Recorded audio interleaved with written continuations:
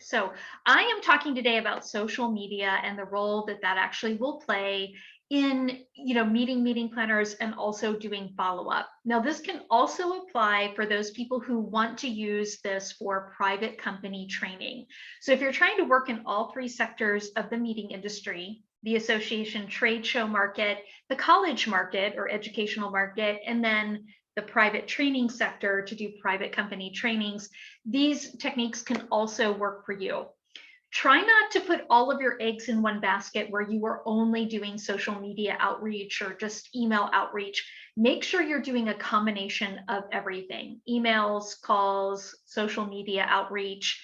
Do a little bit of everything, even regular mail, mailing a copy of your book or maybe just a regular card in the mail, thank you card. Use a combination of everything because not every single outlet will resonate with everyone. Everyone tends to think that LinkedIn is going to be the way to go. All the meeting planners are on there all the time. Yes, meeting planners are on there. Are they spending all their time on LinkedIn? Absolutely not. Most of the meeting planners that I know, they have a LinkedIn profile. They may check it once every month or once every week or maybe twice a month. So it's not always a sound way to only use that. You want to use things in culmination. So in the backend content of Speaker in a Box, we have the Speaker Success Journal, which I developed. I use myself as, a follow-up tool for outreach. So when you're talking with meeting planners, so let's say, for example, if you're going to be on the call tomorrow, or even the last one that we did with the meeting planners, as soon as you have a conversation with a meeting planner, good rule of thumb is whether it's via email or on the phone, or you meet them in person, that's when you want to put them in your speaker success journal or your follow-up sheet. Because that's really when your follow-up needs to start happening, is once you've had an interaction with them.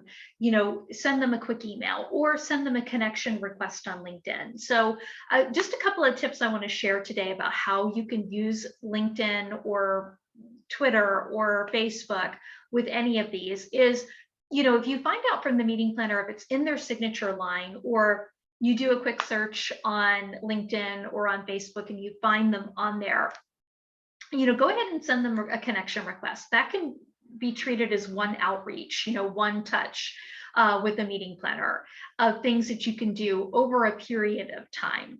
Now, as we all know, a lot of times with meeting planners, it could take months before they actually get back to you. They do this in their own time. And I can only speak to this because I used to be a meeting planner. There's so many sectors involved with producing an event. We are responsible for getting butts and seats, filling up the attendee space, selling out vendor or exhibitor or sponsor space, finding the venue, coordinating the actual event, getting help for the day of the event. And then part of that too is having the educational lineup, whether that's a keynote speaker, workshop, or breakout presentations. All of that has to be done. And everything kind of has its own timeline. So usually when they plan the event, the next thing on their list is to, okay, we need to, find out who do we want to come here to speak, and that's when they start. So they work on that as it pops up in their timeline. So it's never really that they're ignoring you. It's just if they have an event that has already been planned in the next one, they're going to be planning it in November for the event to take place in August of the following year. They're not going to touch that event till November. Okay, no matter what we do, whether we have, I've gotten emails before from speakers where, hey, we're having a sale. If you book me now on your calendar, put half down, you'll save $5,000. That's all well and good, but the problem with that is that once somebody starts looking at their educational lineup, that could change. So it could be April, and I may not start planning that event until November, and the needs of the event may change prior to that. So I don't, as a meeting planner, would not put money down, even if it's a good deal. You may be a leadership speaker, and that might be what I need right now. But if the event's not happening till November and there's a chance that could change, I don't want to spend that money knowing I can't get it back. So kind of keep that in mind when you are sending out promotional emails to a meeting planner. So number one here, obviously send them a connection request. I normally only do this until after I've had a conversation with them. They've sent me an email or I've reached out to them, we're corresponding. Then I send them the connection request. Once they accept it, okay, that's another great way where if I find an article on LinkedIn that I think might be of interest to them, it covers their industry, or I've written an article, I might want to tag them in it, but use that sparingly. One complaint I have from meeting planners is when they have a speaker who connects with them and they're getting tagged twice a week or once a week in different posts. They're getting direct messages from them on LinkedIn. Plus, they're also getting emails. It's too much. So you want to do things sporadically. A good rule of thumb would be once a week, reach out, whether that's on social media or email or sending them something in the mail, or even twice a month. When you first talk to a meeting planner, ask them, you always want to be setting up the next step. I talk about this all the time with follow-up.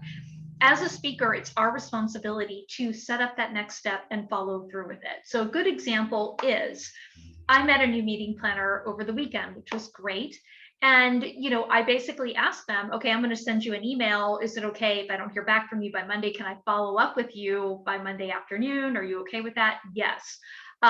Email correspondence was best with this person. So you don't feel like you can't ask them, hey, what's the best way to correspond with you?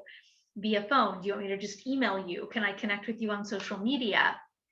Because a lot of times if they tell you, hey, I do have a profile on LinkedIn, but I never check it, then there's no point in connecting with them. If they're just there to be there, they may see your message 2 months later.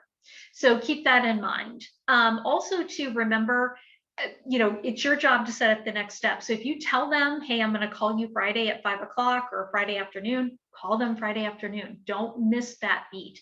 And even if you get their voicemail, leave them a message. Hey, I told you I'd follow up with you Friday afternoon. That's what I'm doing. Hope you have a great weekend. We'll chat soon.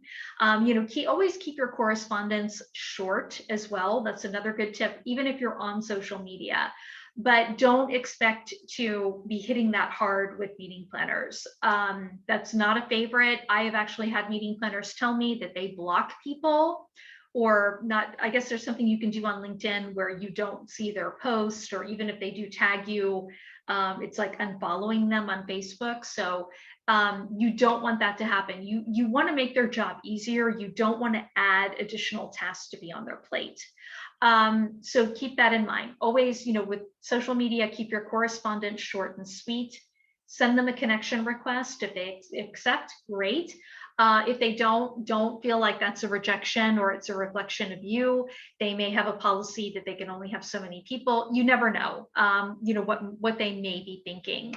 If they're on Twitter and Facebook, you can connect with them on there as well. But I would always say, choose one outlet to keep in contact with them in addition to phone and email. You will always, always, always find out more by having an actual phone conversation. I know people anymore shy away from phone conversations, but it's actually better.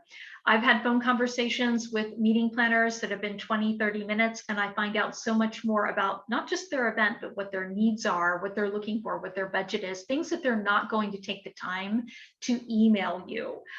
So if there's a choice between sending them something on LinkedIn, emailing, and a phone call, I choose a phone call. When I get an email in from a meeting planner saying, hey, we got your submission, let's talk, or I got your information from so-and-so, if their phone number is not in the signature line, I'm emailing them back saying, hey, I'd love to have a quick chat about this. What's the best number for me to reach you on?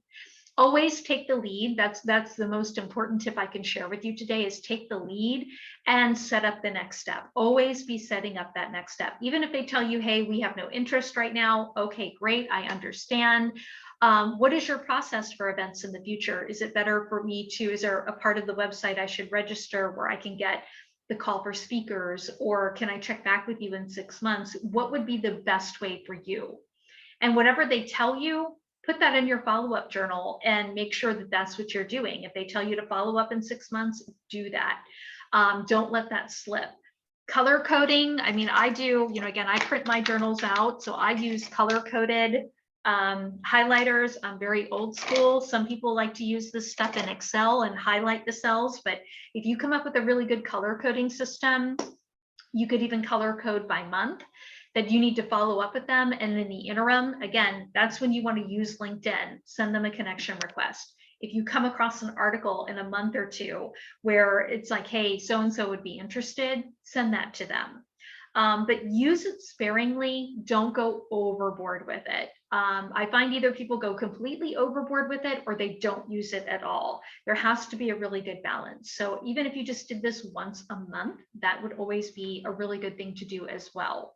So those are just a couple of the tips that I wanted to share with social media, but don't use that as your main reach out. You want to make sure that you are spending a certain amount of time on the phone, a certain amount of time emailing, and a certain amount of time on social media, but have a good balance of it. And every single person here will have a different success story. If you're finding that you're having a lot of success with the process that you have, then continue to use that by all means. But if you're looking to kind of formulate a good way to do follow-up and keeping in touch with them, these are my recommendations based on the feedback that I get from meeting planners as well. So I'm going to go ahead and stop the recording here, and